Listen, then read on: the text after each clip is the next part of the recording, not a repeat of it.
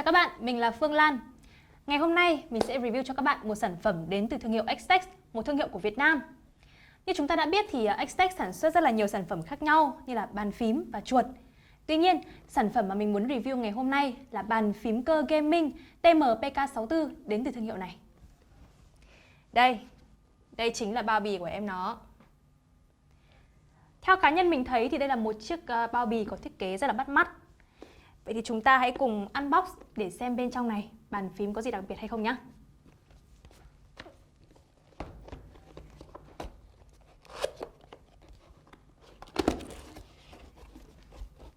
Bên trong được tinh giản gọn nhẹ các bạn ạ.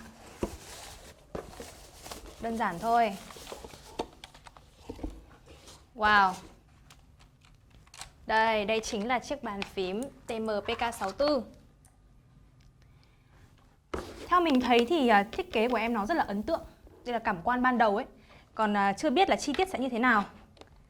Dây cáp này thì có độ dài là 1,5 m và có đầu cắm USB các bạn nhé. Đây.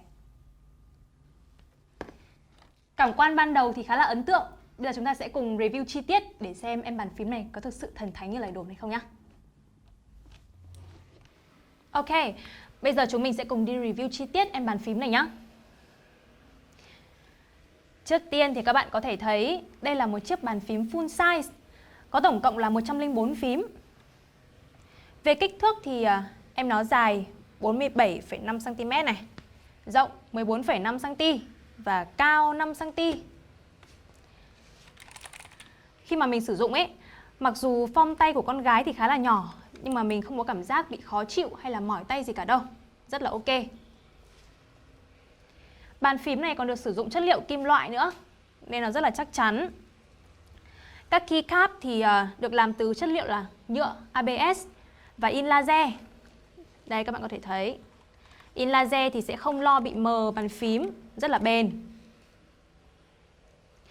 Một điểm đặc biệt khác của em này ấy là nó sử dụng Blue Switch. Blue Switch thì nó sẽ tạo ra cái hiệu ứng âm thanh lách tách rất là hay đúng không? Mình sẽ show cho các bạn xem nhé. Đây. Đó.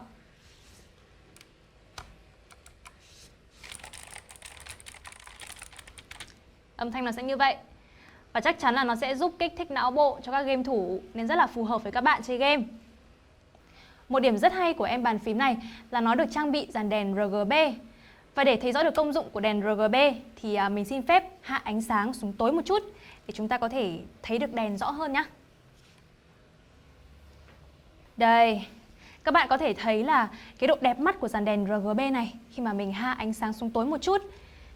Bây giờ thì mình sẽ chia sẻ với các bạn một vài tổ hợp phím chức năng để có thể thay đổi cái tính năng của dàn đèn RGB theo sở thích của các bạn nhé.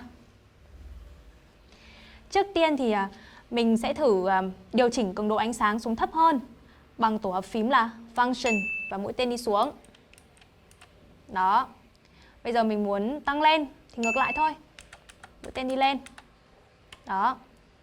Tiếp theo, nếu mà sử dụng Function và mũi tên sang trái thì điều gì sẽ xảy ra đây? Cái tốc độ chuyển động của ánh sáng nó sẽ chậm lại và hầu như là đứng yên này.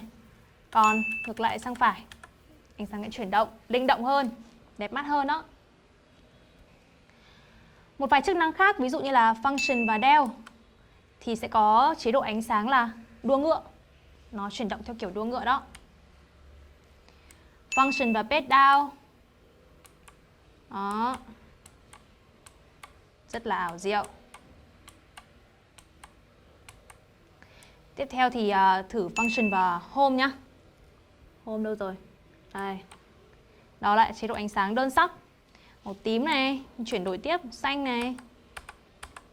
Rất là nhiều màu sắc khác nhau. Ok. Rất là đẹp mắt phải không? Và vừa rồi là một vài chia sẻ của mình về những tính năng cơ bản của dàn đèn RGB đối với em bàn phím TMPK64 này. Mình nghĩ là các bạn nên sở hữu một em để có thể khám phá những chức năng khác của em nó nữa. Bởi vì thật ra là có rất nhiều tính năng khác nhau mà mình chưa thể kể hết ở trong video ngày hôm nay. Vừa rồi là những trải nghiệm của mình đối với em bàn phím TMPK64 này và mình cảm thấy rất là hứng thú. Hy vọng rằng các bạn cũng sẽ có những trải nghiệm thật thú vị với em nó nhé. Và chỉ với mức giá rất là hợp lý trên thị trường hiện nay, 650.000 đồng các bạn đã có thể sở hữu một chiếc bàn phím vô cùng hiện đại, trẻ trung và nhiều công năng. Đặc biệt, bàn phím TM-PK64 của Extech còn được bảo hành một đổi một trong vòng 18 tháng. Vậy còn chần chờ gì nữa mà hãy nhanh tay đăng ký đặt hàng ngay hôm nay nhé!